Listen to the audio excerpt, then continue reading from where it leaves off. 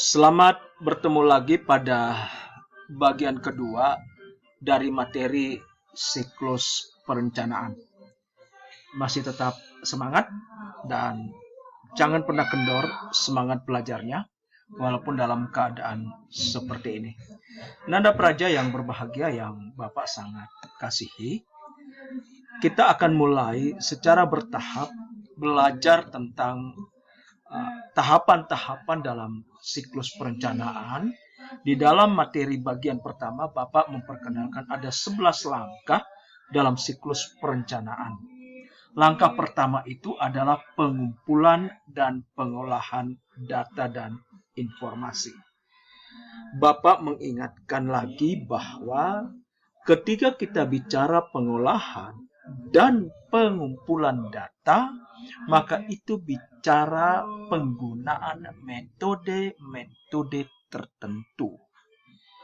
Metode yang bersesuaian dengan sifat data itu dan kebutuhan kita akan data itu. Jadi dia memiliki pola tertentu, diolah, dikumpulkan dengan metode tertentu. Jadi kita tidak sekedar mengumpulkan data, kita tidak sekedar mengolah data, tetapi kita mengumpulkan dengan metode tertentu, dan ketika data itu terkumpul, kita olah juga dengan metode tertentu. Kemudian yang kedua, bicara data dan informasi. Ketika bicara data dan informasi, maka ada dua hal yang perlu kita pahami. Satu tentang data, yang kedua tentang informasi. Data adalah bahan mentah yang belum bisa diklaim nilai kebenarannya, yang belum bisa kita temukan apakah itu benar atau salah. Jadi dia itu bahan mentah. Sama kalau bicara jenis makanan capcay. Capcay itu terdiri atau dibuat dari berbagai macam campuran sayur-sayuran dan ada yang memasukkan udang dan seterusnya. Campuran-campuran inilah bahan dasar dari campuran-campuran itulah yang disebut sebagai bahan mentah, dan ketika diolah dia kemudian menjadi capcay. Capcay itulah yang menjadi gambaran dari kata informasi. Informasi adalah data yang sudah diolah. Kalau data bahan mentah, maka informasi itu adalah data yang sudah diolah. Dengan kata lain, bahan yang sudah jadi, bahan yang sudah masak, bahan yang sudah bisa digunakan karena dia sudah memiliki nilai kebenaran. Jadi ulang, informasi adalah data yang sudah diolah dengan teknik tertentu atau dengan cara tertentu, dengan rumus tertentu, dengan analisis tertentu, sehingga demikian kita bisa mengklaim apakah dia bernilai benar, dan kalau dia tidak bernilai benar, maka dia itu akan bernilai salah.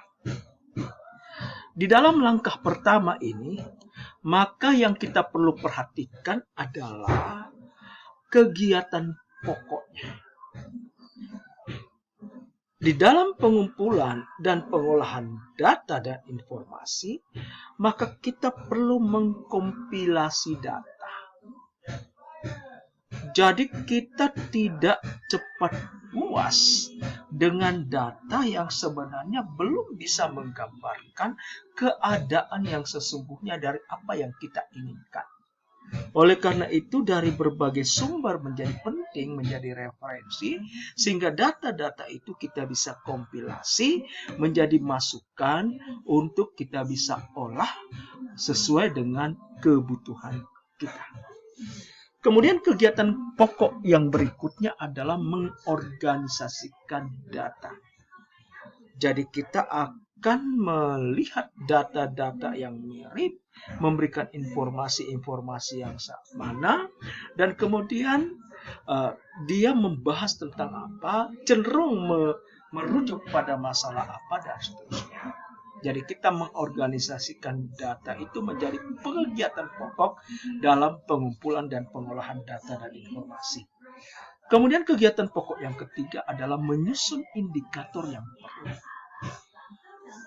Indikator inilah yang akan kita ukur. Kita menyusun sesuatu yang bisa kita ukur sehingga menjadi bahan kita untuk bisa dijadikan sebagai dasar melakukan tahapan berikutnya.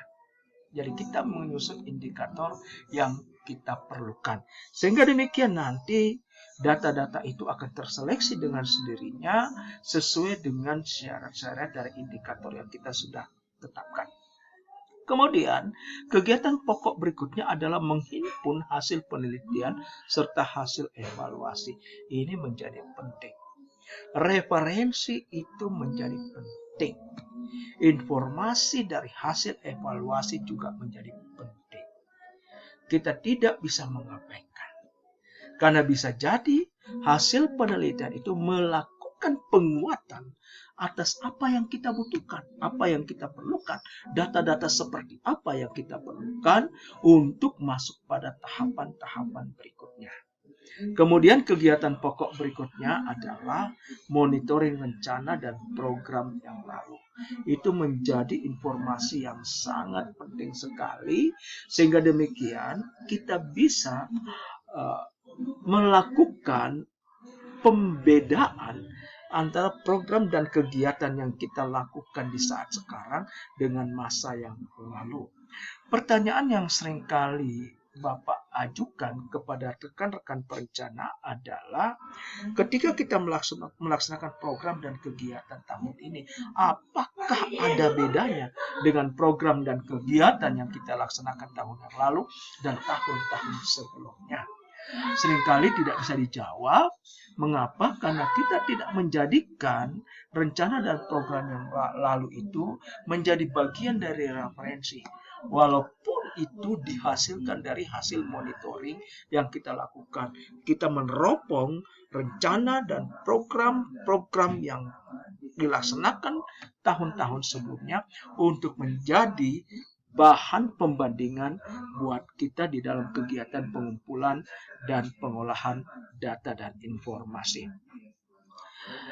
Kriteria yang perlu diperhatikan di dalam langkah pertama ini adalah data itu harus lengkap, data itu harus akurat. Jadi data yang tidak lengkap tidak bisa kita olah.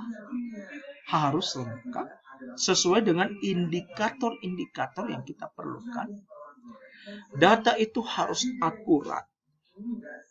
Didukung oleh referensi-referensi yang akurat pula, yang dapat dipercaya.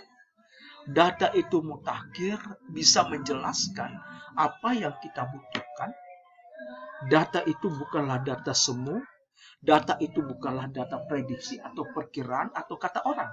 Tetapi data itu adalah data yang memang mutakhir, memiliki kemampuan untuk bisa menjelaskan apa yang kita butuhkan.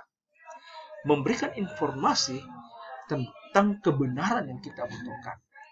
Dan kemudian data itu harus relevan. Oleh karena itu menjadi perhatian buat kita bahwa dalam mengumpulkan data itu tidak boleh mengumpulkan data itu sembarangan. Data yang kita kumpulkan itu haruslah data yang relevan sesuai dengan kebutuhan kita. Data itu harus relevan sesuai dengan kebutuhan analisis kita. Data itu haruslah data yang benar-benar sesuai dengan rencana yang akan kita buat. Kemudian kriteria yang perlu diperhatikan lagi yang terakhir adalah semua data yang dikumpulkan itu harus bersedia dijadikan sebagai input. Jadi data ini harus dijadikan sebagai input di dalam rangka melakukan analisis dan diagnosis dalam tahapan-tahapan selanjutnya. Jadi, Nanda Praja yang sama-sama berbahagia, dua hal ini menjadi penting untuk kita perhatikan dalam langkah pertama terkait dengan pengumpulan dan pengolahan data dan informasi. Kegiatan pokoknya apa dan kemudian kriteria yang perlu diperhatikan. Nanda Praja, Ada hal yang Bapak bisa berikan contoh, misalnya dalam sistem pendidikan, kita akan mencoba melaksanakan perencanaan terkait dengan proses belajar mengajar, kita akan mentransformasi, kita akan bicara tentang bagaimana meningkatkan proses belajar mengajar itu. Yang pertama yang harus menjadi input kita adalah tenaga pendidik atau guru. Ini menjadi penting. Tenaga pendidik itu harus menjadi input. Berapa kekuatan kita, bagaimana kompetensi mereka, kapasitas mereka, pengalaman mereka, dan seterusnya. Kurikulum apa yang digunakan? Kurikulum yang bersesuaian seperti apa? Gedung kita apakah mendukung atau tidak bila mana ada satu metode tertentu yang akan dilaksanakan? Kemudian alat dan media belajar, biaya dan sebagainya. Ini input yang menjadi penting untuk kita perhatikan selain input lingkungan dan juga input mentah calon siswa. Dan kemudian nanti dalam proses belajar mengajar, setelah kita buat perencanaannya, dilaksanakan sedemikian rupa, kita memperoleh lulusan yang berkualitas, output yang berkualitas, dan seterusnya. Ini hanyalah contoh dari sistem pendidikan yang mungkin bisa menjadi referensi penting bagi kita. Demikian barangkali yang Bapak bisa sampaikan untuk pembelajaran pada sesi yang kedua ini. Jikalau ada pertanyaan, silakan disampaikan di grup WA kelas untuk kita diskusikan bersama. Bisa saja Bapak tidak perlu menjawab, tetapi ada rekan-rekan kalian, praja yang lain bisa menjawab, silakan kita berdiskusi, dan penilaiannya itu akan dilakukan sesuai dengan kontribusi kalian dalam kegiatan pembelajaran daring ini. Silakan lakukan tugas-tugas kalian, kita hanya ada 2 sesi video, dan mohon menjadi perhatian buat kalian semua. Dan untuk langkah pertama ini silakan dilakukan penguatan, buatlah resume dengan didukung oleh referensi-referensi dari luar, baik lewat internet, lewat jurnal, dan seterusnya. Dan kemudian kembali lagi Bapak ingatkan bahwa kata kunci itu perlu kalian temukan, dan kemudian kalian buat resitasi dan laporkan sebagai hasil praktek kalian. Demikian kegiatan pembelajaran dari kita hari ini. Dan semoga bisa menjadi sesuatu yang bermanfaat buat kalian terkait dengan langkah pertama dalam siklus perencanaan, yaitu pengumpulan dan pengolahan data dan informasi. Selamat beraktivitas, jangan lupa prakteknya, jangan lupa tugas-tugasnya. Ya, tugas-tugasnya adalah buat resume materi ini dengan didukung oleh referensi-referensi dari luar, baik lewat jurnal, referensi dari internet. Usahakan memberikan informasi yang jujur, dari sumbernya dari mana, tuliskan selengkap-lengkapnya. Dan setelah itu, cermati kata-kata kunci dari materi ini, dan kemudian lakukan resitasi atas kata-kata kunci itu. Demikian, selamat bekerja. Semoga kita diberkati dan disehatkan selalu. Terima kasih.